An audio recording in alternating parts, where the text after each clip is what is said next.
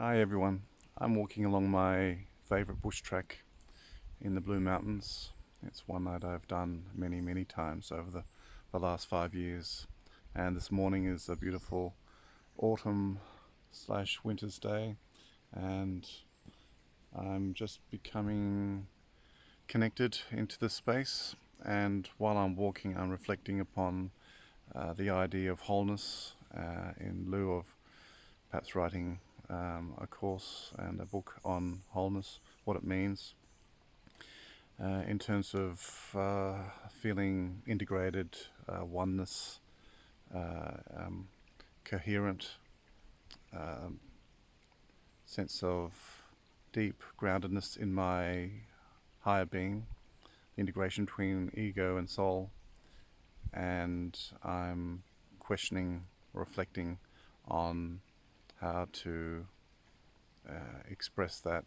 And I come into this bushland setting and feel into the sanctuary of this forest and get ideas about wholeness, and insights arise, intuitions arise, and um, I can sense wholeness as a lived experience rather than as a intellectual reflection and consideration. So I look around, and the trees provide the perfect metaphor of wholeness, of two aspects of wholeness, of the becoming and the being. And the becoming is a journey of conscious longing to experience more of one's total being. Yeah, it is a conscious journey rather than a haphazard, unconscious one, and that's what the becoming is becoming aware of the fact that you are already whole. And it is one of our life journeys, our life lessons, is to actually accept that we are inherently whole. And then, of course, there is the activities of associated with being whole, the experience of being that coherent, integrated, aligned person. And that comes from contemplative practice, from walks through beautiful nature sanctuaries such as this one, and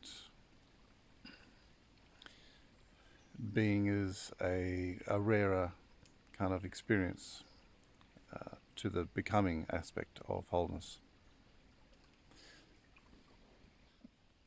And certainly in these times of fragmentation, isolation, social lockdown, social distancing, it's important, and really more important than normal, to actually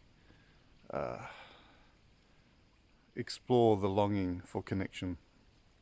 And through that longing for connectedness with humans or nature or the divine, we can get a taste of the longing for wholeness, a sense of integration, the opposite to fragmentation and isolation, and a deep kind of alignment with our true beings and the spiritual nature of reality, which we have largely forgotten.